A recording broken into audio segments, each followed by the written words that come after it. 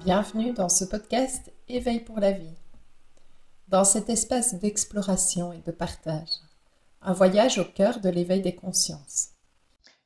Un jour, un choix, une expérience, une conférence, un intérêt pour les différents chemins de vie et me voilà embarquée faisant le choix de m'inscrire pour le 22 avril 2018 à une conférence sur les familles d'âme.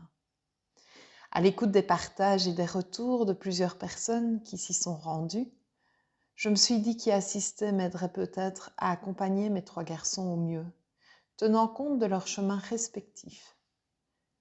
Je souhaitais vraiment les éduquer et les accompagner sans les mettre dans un moule. La société s'en charge suffisamment à travers le système scolaire, les publicités proposées de manière audiovisuelle, les réseaux sociaux, les réalités en entreprise, les mémoires collectives reçues et tant d'autres suggestions à peine voilées. Je me rends à cette conférence sur les familles d'âme, car l'éducation est en questionnement pour moi et je ne voulais ni castrer les enfants avec des règles et des normes qui pourraient les faire s'y perdre, ni retirer toute règle nécessaire à la vie en famille et en société. Ces règles qui permettent de vivre ensemble et dans le respect.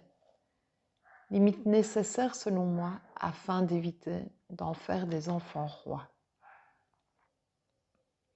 J'ai toujours aimé observer et essayer de comprendre les personnes autour de moi, bien que j'ai moi-même été très jugeante sur le comportement d'autrui et de moi-même dans une phase de ma vie en particulier.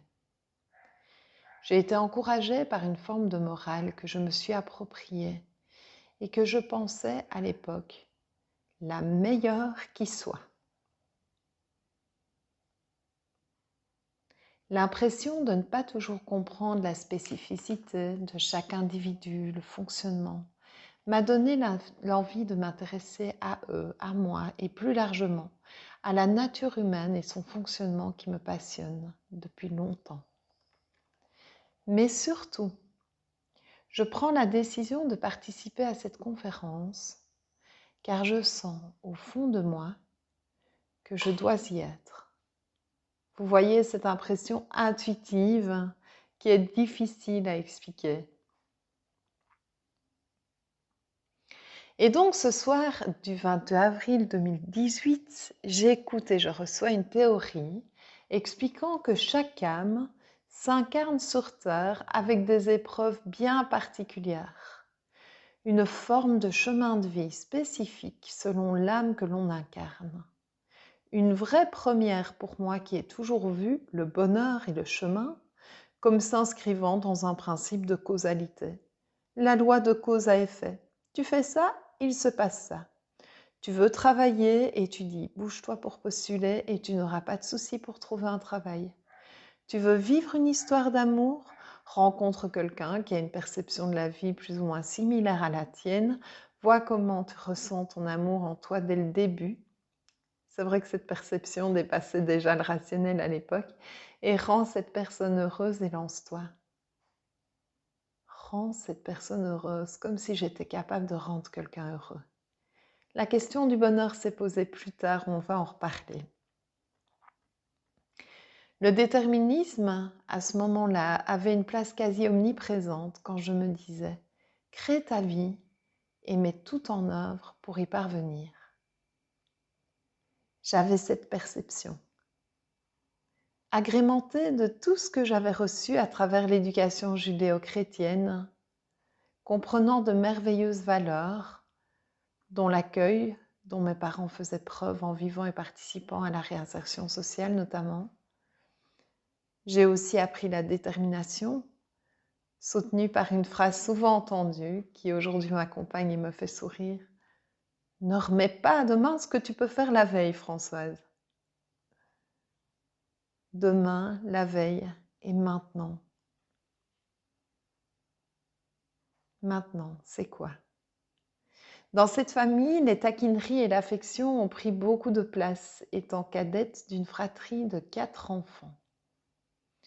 Mes frères, protecteurs et aimants, appréciaient beaucoup me charrier aussi, suscitant sans s'en rendre compte ou en s'en rendant compte un certain désarroi parfois sentiment d'injustice qu'ils identifiaient comme étant de la susceptibilité, et particulièrement à l'époque de l'adolescence, je me souviens, ce qui n'avait d'autre effet que de m'énerver davantage intérieurement. Et à la fois, au fond de moi, je ressentais qu'ils m'aiment, sans une once de doute. Me voilà donc ce jour-là, accompagnée du père des enfants, partie pour se rendre à cette conférence durant laquelle nous entendons que chaque âme a son chemin, selon ce qu'elle est venue vivre dans l'incarnation. Tout cela était structuré selon la conférencière sous forme de famille d'âmes. Cette conférence attire mon intérêt, tout en me remettant toutefois dans un doute de cette théorie. Mon esprit libre voulant prendre le dessus, je n'aime pas trop les cases et j'aime avoir une explication rationnelle à toute affirmation. Qu'est-ce qui prouve que ce qui est dit est vrai ? Cette question présente en fond, je me lance quand même dans l'écoute attentive de ce qui est partagé. Mon esprit fuse et les questions suivantes arrivent. Et si je devais me positionner dans cette théorie, où me mettrais-je ? Bâtisseur ou artisan de la paix ? Les deux qui m'inspirent le plus. Les bâtisseurs ne chipotent pas avant d'agir, j'aime cette caractéristique. Les artisans de la paix laissent parler leur cœur, j'aime aussi cette famille.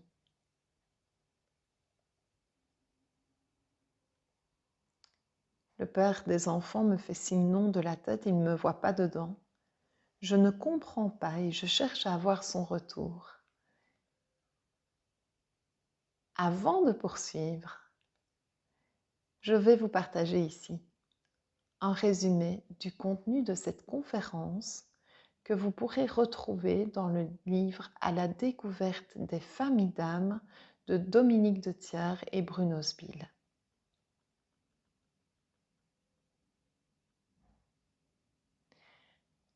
Voici donc le concept partagé lors de cette soirée, sans aucun souhait de catégoriser qui que ce soit et quoi que ce soit.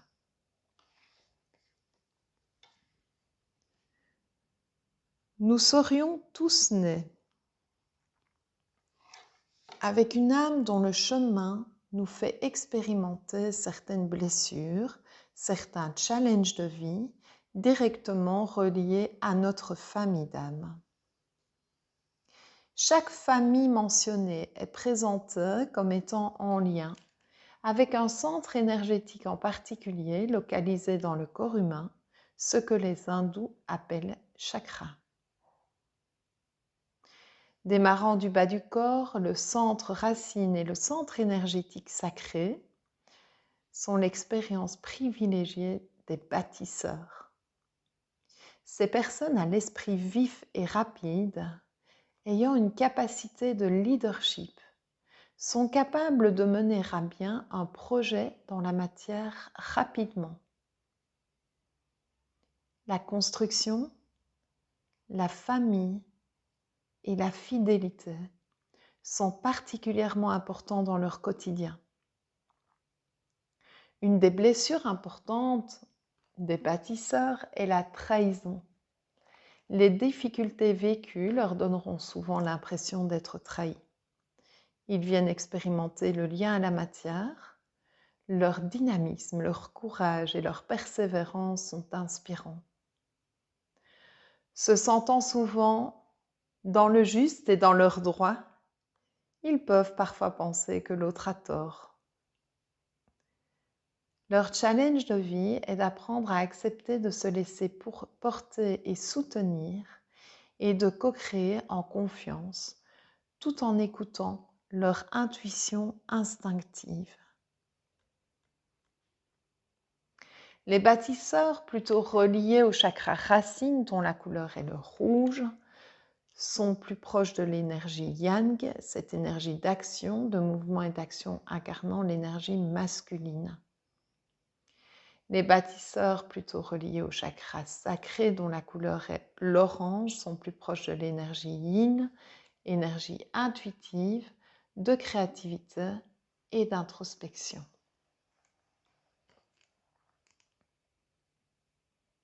Le centre énergétique du plexus solaire et le centre cœur accueillent les artisans de la paix qui vont favoriser les rencontres de manière régulière, valorisant les retrouvailles au risque de s'oublier eux-mêmes et oublier leurs besoins. La blessure principale étant celle de l'abandon. Ces personnes peuvent facilement entrer dans des expériences de dépendance affective ou des habitudes de rencontres hebdomadaires ou mensuelles avec leur famille, voulant rassembler les gens, écoutant leurs besoins d'harmonie dans les relations avant de privilégier les relations spontanées et l'accueil réel du mouvement dans la vie. Sensibles et créatifs, ils aiment tisser des liens. Les artisans de la paix, associés à la couleur jaune, au centre énergétique du plexus solaire, révèlent davantage la partie yang. Animés par la passion, ils aiment prendre des initiatives de rassemblement, de projets, faire vibrer les gens et apprécient que chacun se sente bien. Particulièrement sensibles aux émotions des autres, ils ont une capacité d'empathie et d'écoute. Au fond d'eux, ils ont l'envie d'être reconnus dans cette réalité. Ils n'aiment pas les étiquettes et ne souhaitent pas vivre seuls. Bien qu'ils évitent parfois les foules afin de ne pas être trop impactés par l'énergie et les émotions d'autrui. En déséquilibre, les artisans de la paix vont octroyer beaucoup d'importance au regard des autres.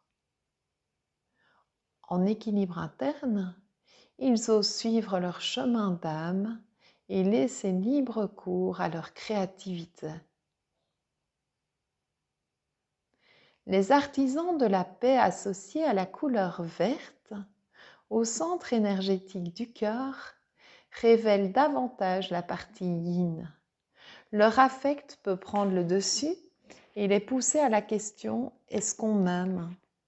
révélateur de leur blessure d'abandon, alors que le yang va plutôt se demander s'il est reconnu. Ils ont besoin d'être entourés et vont éviter toute séparation ou rupture d'amitié, mais parfois, à voir la vie en rose, ils peuvent omettre une réalité des masques et des personnages des gens, laissant l'espoir prendre parfois le dessus jusqu'à entrer dans des relations de dépendance affective. Les relations sont primordiales pour eux et ils peuvent se sentir déçus par le manque d'humanité sur Terre. Ils risquent parfois de s'abandonner au profit des autres, évitant ainsi le conflit ou la frustration dans le cœur des autres personnes impactées par une décision propre. Leur douceur, leur empathie et leur rayonnement sont de véritables rappels aux valeurs humaines.